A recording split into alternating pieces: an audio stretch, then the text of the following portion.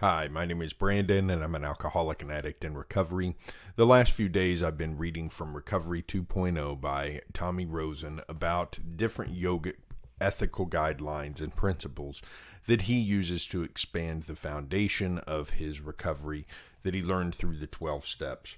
And today I'm talking about the second niyama. And the niyamas are 5 observances that guide us in our relationship with the internal world, our relationship with ourselves. The second niyama is santosha. And I'm going to read about this and may get a little bit emotional because this is really powerful. And the idea that santosha encapsulates is one of the most beautiful things that has happened to me in recovery.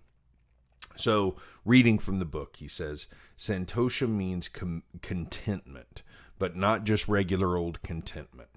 It means having the ability to look at your life in its entirety and be in such a state of acceptance of what you find that you wouldn't change any of it.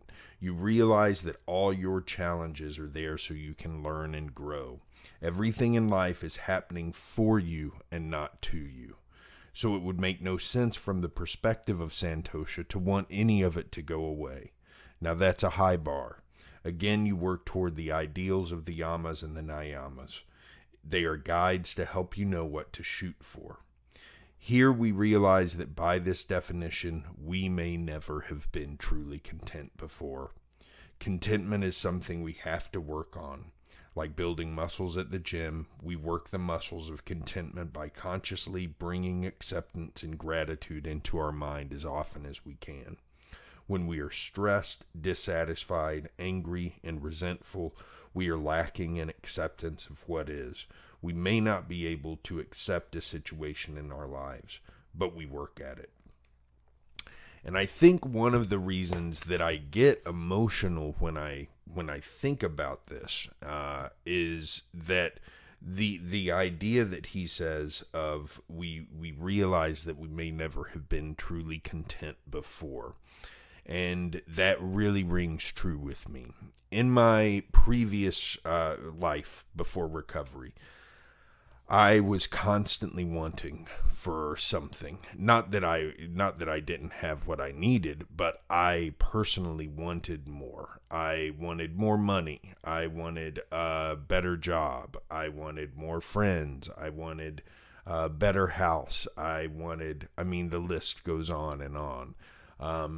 More than anything, I wanted to be okay with who I was, but I couldn't figure out how to do that and still maintain the drinking and the drug use that I really wanted.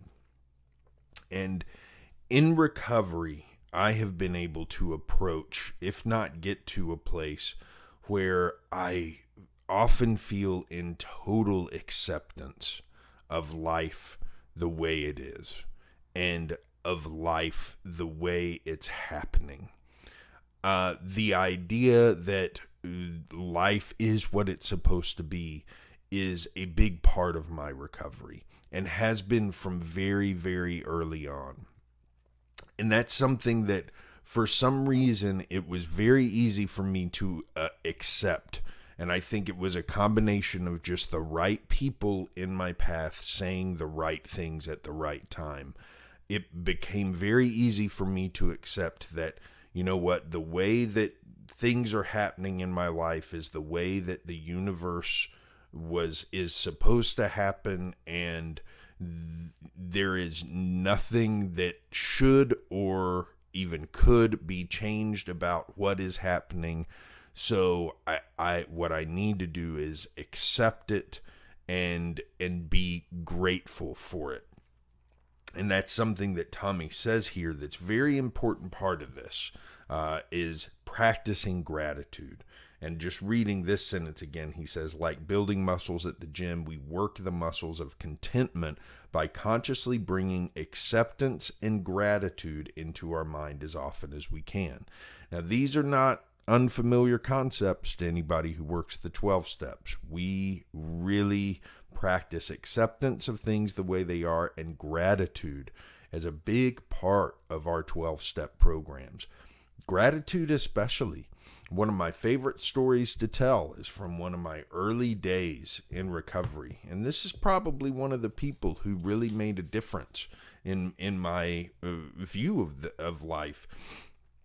I was in residential treatment, and I was sitting by myself in the common room, and I was feeling sorry for myself. I was not feeling good. And one of our counselors came through, and he saw me, and he said, "Mr. Hart, what's going on?" And I said, "I'm just not feeling great today." And he said, "Boo-hoo." And he called me King Baby. That was one of his favorite terms. And if you haven't learned about King Baby, you can do either a search online or even search for the video that I did about King Baby. It's a concept that's important for us in recovery to be familiar with. But he said, "King Baby, here's what you need to do. You got 15 minutes till group.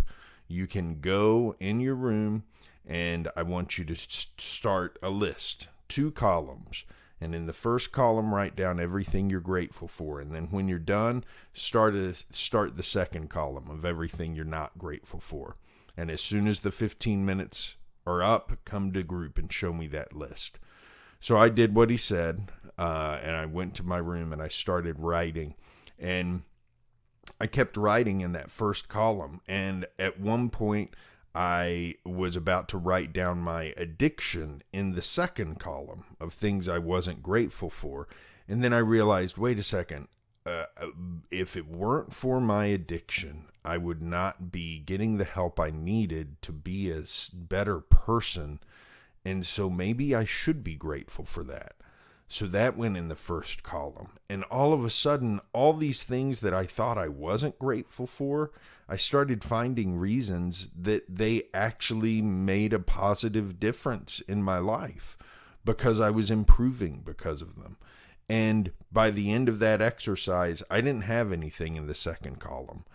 Everything that I wrote down went in that first column. Now, that was a life-changing exercise for me, and I'll forever be grateful to that person for recognizing that I needed that in that moment. And that's one of the things that has taught me the importance of being grateful for everything that happens. Everything that happens. Everything that happens the way it's supposed to happen. And in my belief system, that's not because some divine being has destined things to happen that way.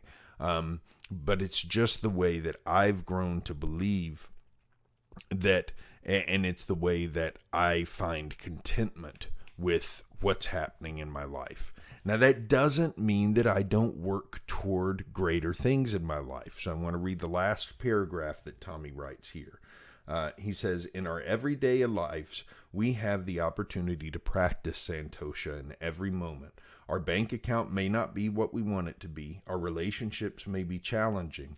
We can work the muscles of santosha and eliminate the need to have something more or something different in order to find commitment. We can still work toward our dreams, but santosha suggests we do so while finding contentment at each step of the journey." So this doesn't mean that I don't work for things that I want. Right now, I'm going to school to get another degree. And I'm doing that not because I was discontent, but because it seemed like the right thing to do for a number of reasons. And if you find that you're not content, for example, at one point in my recovery, I was eating very poorly and not exercising much, and I was not content with that. Well, that was a good signal for me to make some changes there.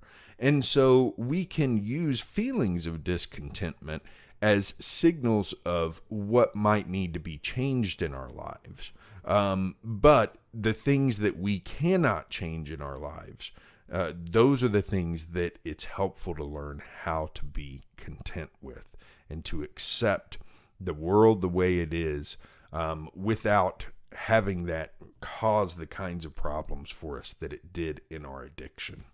So I think the idea of being content with life the way it is beautiful, as long as you don't use it as an excuse to get complacent in the daily work that you need to do on any level in life. We've got to be careful that we don't blur those lines. Contentment doesn't mean that you don't work, and it doesn't mean that you stop reaching for something greater. It just means that you appreciate life for what it is right now. And that's a beautiful thing, and one of the most amazing parts of my recovery so far. That's it for today. I'll be back tomorrow with more. Have a good one.